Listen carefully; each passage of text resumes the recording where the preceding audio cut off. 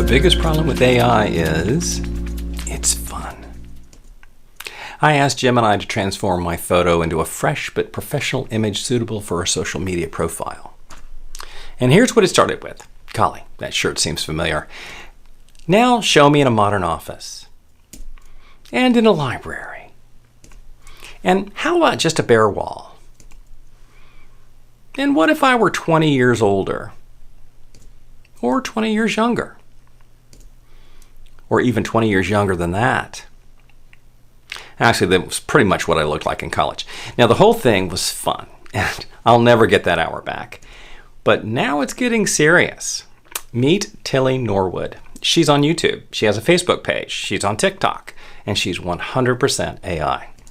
Check out her promo for a made-up TV show starring Tilly. It's fun, it's fascinating, and a little bit terrifying. So let's deal with the elephant in the room. Is AI coming for my job? It's possible that AI will take acting jobs. It's likely that all the voice acting jobs will be gone too. You can now convert a Kindle book to an audio book, easily choosing from multiple voices. Already, AI advocates are making promises that'll be hard to keep. Non-technical managers and executives have bought into the hype. A company CEO said, "Imagine telling your AI agent, build me new accounting software. The agent could just design, test, and deliver a functioning product." Not so fast, my friend. Here's the truth. AI can crank out documents, and maybe, questionably, it can crank out production code. It may be less effective at debugging or maintaining that code. But you know what it can't do is build trust with customers, balance politics across teams, and decide which trade-offs matter to the business. Those moments, the human judgment calls, are where product professionals prove their worth. So where are we with AI? Let's take a moment to understand where we are in its life cycle. So here's Gartner's famous hype cycle diagram. All new innovations go through these 5 stages. Innovation trigger, peak of inflated expectations, trough of disillusionment, slope of enlightenment, and if we're lucky, they emerge on the plateau of productivity. And Gartner places many of the tools we're playing with today between the peak of inflated expectations and the trough of disillusionment. That said, AI agents and generative AI are definitely in our future. AI is making a real difference for many product professionals. 90% of us use it at work. 80% of us report that it's increased their productivity. So will AI take your job? No. But an AI-empowered product professional might. Our value is our judgment, strategy, and alignment, things AI can't touch. Think of it this way. AI is joining your product team, not replacing it. Let AI do AI things, and let humans do human things. Do you remember when MTV played music videos? Phil Collins' song In the Air Tonight was from his divorce album called Face Value, released in 1981. And it goes like this. I can feel it coming in the air tonight. Despite his stellar reputation as a drummer, Collins incorporated drum programming into his music. And he said, drum machines are musical instruments, not musicians. The drum machine just became another instrument in his studio. But beware, with today's tools, you can build the wrong product faster than ever. I know vibe coding is super hot right now, but it's only focused on one aspect of the product lifecycle, building, the create phase. The Quartz Open Framework expands the steps for defining and delivering products.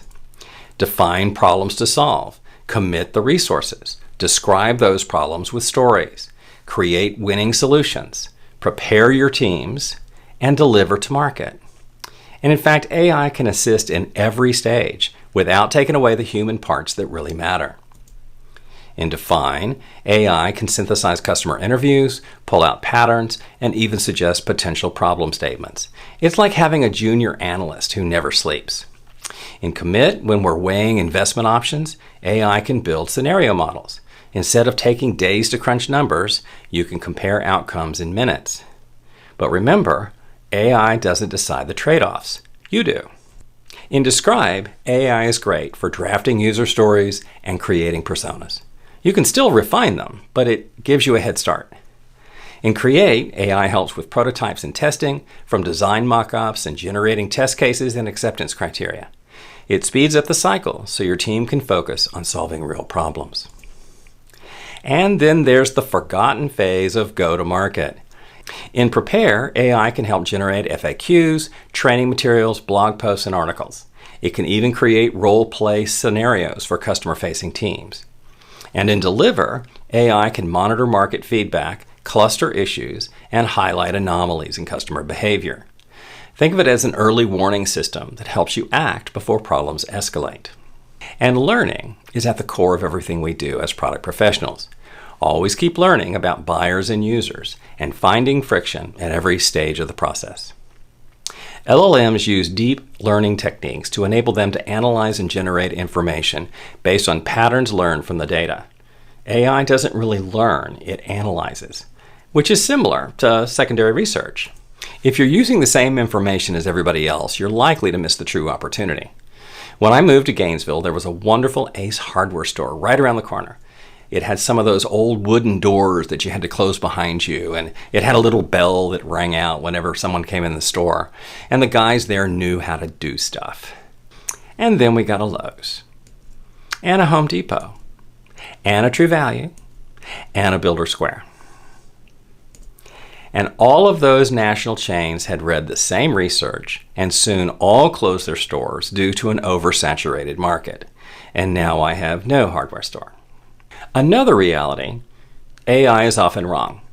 It can be biased, it can lie, and it will confidently hallucinate things that aren't true. As in this example, when asked for a world map of these countries, the AI tool provided this.